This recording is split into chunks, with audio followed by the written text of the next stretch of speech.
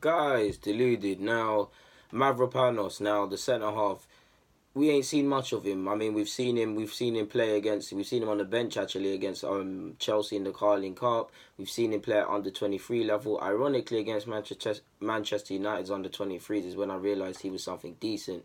But we saw what he was really made of to a degree today. Few would have realised how much of a good find it is. It will potentially. Personally, I always say scout. You always hear me say scouts do your job. Scouts, if we're not on spending mad peas for people, do your jobs. We still need a centre half, an experienced centre half. There's even a case for two, but maybe Mavropanos has saved us a lot of money. Like I said, he's played a lot of games in his homeland and for his club, and we to a degree. I know it's not playing in the Premier League or the equivalent, but that just shows you can't underestimate experience because he looks. I don't want to gas it and say ready, but because he's still got a lot to learn, but he looks more equipped than people around that similar age group that we've got at the club and at several other clubs in their own different circumstances. Like I said, he did all right today. At the end of the day, it weren't his fault because I don't know why people are showing him onto it. Lukaku showing him onto his left foot. He's left-footed.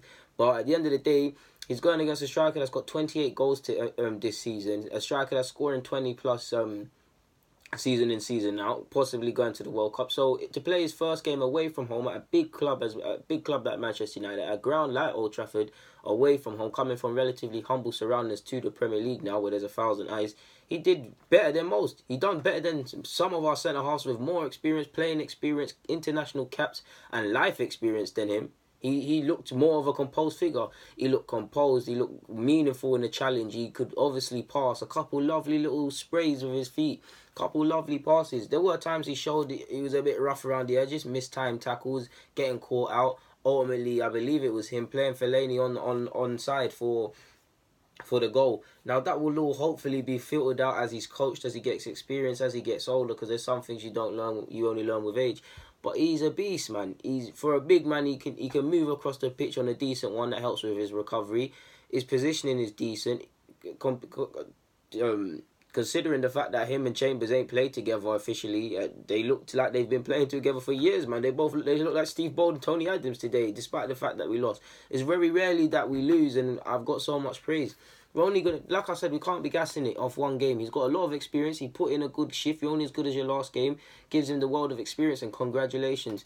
But me personally, I believe to the end of the season, at least domestically, to see somewhat what he's made of, or to see his level at least. You've got nothing to lose playing him against Burnley. I believe we've got Huddersfield as well. Obviously, I'm not too sure of his eligibility in the Europa League. I'm going to assume he can play. You'd like to think he's put himself in the window, to be honest, to play, because I know we need a centre half, and there's a lot on the books, but Holding, he's got a lot of rough around the edges. He looks like he could be a half-decent centre-half if we're not going to make profit for him. Chambers is in a decent bit of form. Mava, like I'm just saying. Bielik's had a bit of injuries, and I feel our approach to his development has been a bit lax. But that's 4 centre-halves potentially that could be of some use to this club, whether they'll be used for profit or make it. If we sign another centre-half, assuming we keep them, that's 5. Only 2 can play. 3 if we've got Thingy. 3 if we were playing 3 at the back. Obviously, some people can fill in that right back or wherever, but not all can play, so one will no doubt have to be sold. So there's decisions that need to be made, and I've just realised throughout the whole video, you lot can see my TV. I didn't move this close enough, but minor, man. What's on there? The league or some crap. But anywho, man, we're only gonna see what he's made of if he plays. Like, he's gonna hopefully he gets to play at home against Burnley in the front of the home crowd. I mean, yeah, it's a home debut. Then we're gonna see then we can potentially see what he's made of at Leicester away. The fans they ain't been in best of form, but their fans will be supporting them all the way. Remember, Chambers had a baptism of fire 1 week against Liverpool, committed performance against Leicester the next. So hopefully he could do the same.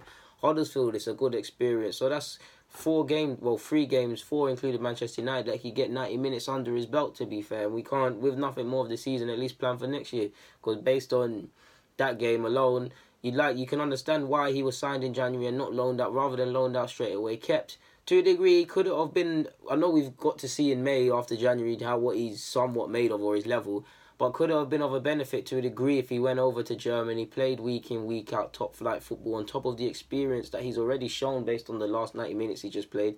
Could he be even quicker? Now, we probably won't sign 2 centre halves, and we probably don't need to on that basis, but Mustafi's really under a lot of pressure, because you'd like to think We sign another centre-half. It's him and Mustafi. We've got this other centre-half, Mustafi of prime ages, and these lot fighting for a spot. But Mustafi could bite the bullet and get rid of you and let these one blood. Because if we're being real, I believe the first hurdle of the season, Mustafi's putting in good performances, to be fair. Last furlong, he's crept into old habits, and we can't afford to go into the new season with that. If we're going to do any better than the last season finishing 5th, or this year finishing 6th, could even be 7th mathematically, to be fair. But yeah, there's nothing more to be said other than that. Guys, deluded. Let me get out of your hair. Get in the comments, subscribe, and do the rest. I'm out.